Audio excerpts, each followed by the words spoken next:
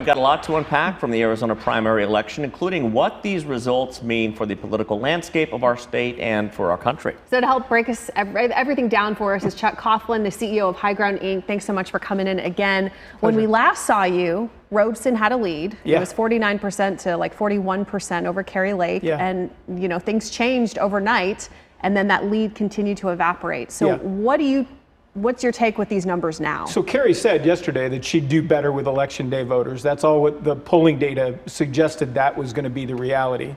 That showed up last night. I mean, there was one ballot drop last night where Karen Taylor lost 10,000 votes in the margin. And I was sitting at home and I'm like, okay, here we go. And then that progressed through, I think the last update was like 1 o'clock last night from the county recorder's office. And that ended up showing, you know, roughly Karen still had like a 3,000 vote lead in Maricopa County, but statewide she was down by 11,000 votes. And that's where we sort of sit right now, waiting for Stephen Richer to post some numbers and tell us where we're going. And Marissa was just telling us we're expecting 120 to 145,000 votes to come in this next drop of votes at any time now, really. What are you expecting? I mean, it's you know better than we do as a political consultant. Well, I mean, here's the rule of thumb, right? The rule of thumb is that trends matter. So you got to pay attention to the trend line. So Karen won big with early voters, people who sent their ballots in. Again, all the polling data was suggesting that that was going to be the reality, and then that she was going to have that lead eroded on election night by election day voters. So the question is, how do late earlies, those people who are dropping their ballot off at the poll, how do they act? Do they act more like early voters or do they act more like election day voters? History tells us that people who drop their ballot off on election day act more like election day voters. They held on to it for a reason. There's going to be exceptions to that rule, obviously. But that tends to drive the trend line of what we've watched historically. While we wait for those numbers to come in, what can you make of, we're getting a lot of national attention here. The Trump-endorsed candidates did very well last night. Marc Fincham, Abe Hamadeh, Wendy Rogers, to name a few, Kari Lake. What do you make of that? How is it going to bode for the general election? That's a $100,000 yes, question. I know. So what you saw last night is a pretty deeply divided Republican Party, right? You saw those other candidates that you just mentioned that were Trump endorsed on the statewide ticket generally gathered around 40% of the vote. So you interpret that to mean that a Trump endorsement is worth about 40% of the Republican vote.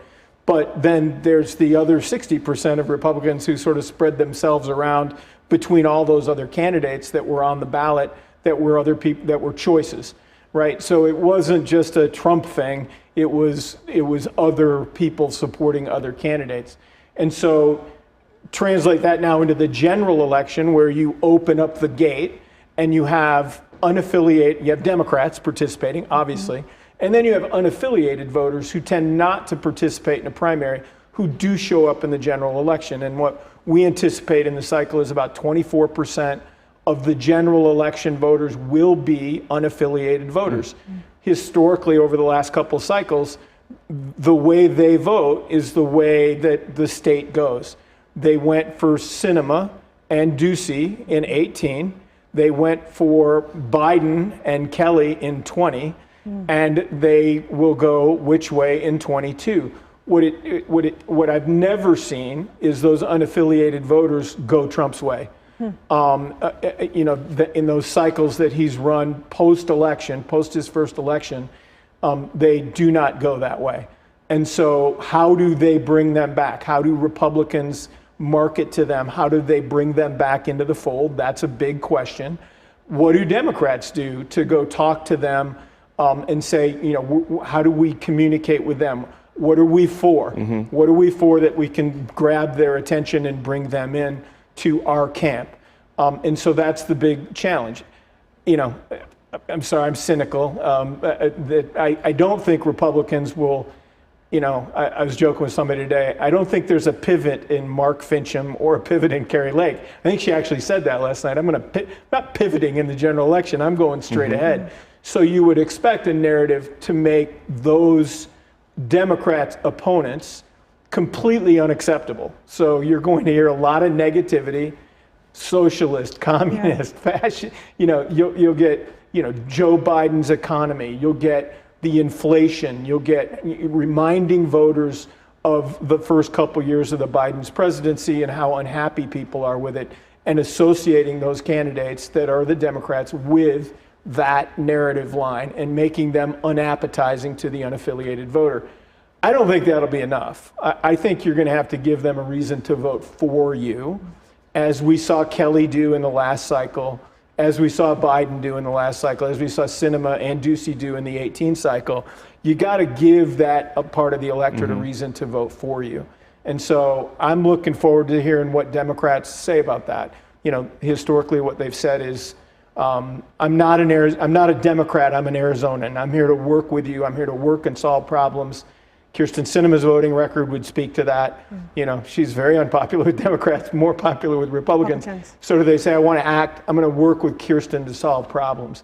I mean, it's that kind of narrative opportunity there that presents them, and but then do Democrats just pay attention to what the Republicans say and just get into a Twitter war with it, it'd be a mistake, right? To just get on their yoga mat and start talking about what they want. You got to run your own campaign. I think we're expecting it's going to be very negative the next couple of months. I think we can count on that. I would get off of social media. Yeah. I would get your head out of the sewer and enjoy the day and sort of, wait till early ballots drop around early August and check back in. Yeah. And we're told that the numbers we've been waiting for should be coming in momentarily now. We've been getting a bit of a countdown. The one thing we were talking about earlier is with Carrie Lake basically having a victory speech at noon today. The Robeson camp hasn't said anything today, and we're told they really won't. Is it too premature, do you think, or was it? I think that's Carrie's style, right? Carrie's style is to keep the cameras on her, and she's going to demand people pay attention to her. So yeah, she's going to say that because the trend lines are running that way, as I said. So she's going to say, yeah, I'm going to win. This is what's going to happen. And if, God behold, something goes wrong, she'll call out fraud on the whole thing, and we'll start the circus up again. As for Taylor, I think she's just being patient. She's got nothing to say, given the trend lines last night. She'll look at what's going to happen at 7 o'clock, and I would think that you'll get a response soon after 7 o'clock. We'll get some kind of comment from her. We're supposed to wrap with you, but really quick, nationally, Kansas was a big issue with abortion. Do you think that is going to be something that will propel people to vote in our election in November? It's clearly an issue because we've seen polling data, right, that show that a majority of the electorate favors some type of women's right to choose. Maybe not the full scale, late term, there's some happy ground in there that you could narrate to. The challenge for Democrats will be, are you going to say that? Or are you going to say full Monty? You got to have everything, and we have to assault this. The state legislature passed a bill last year, which should go into effect at this, that would say it's a 12-week abortion ban after that. Is that good enough? Rather than the territorial law that, wants to prosecute women for having abortions and prosecute doctors and go down that way. So where do you narrate? I mean, where do you talk about? I like to think that I wouldn't, if I'm the Democrat, I wouldn't put all the money on that chip. I'd put it into a narrative about choice, about freedom of choice, about an immigrant's right to come into this country. They shouldn't be criminalized if they want to have a job and they want to work in our economy.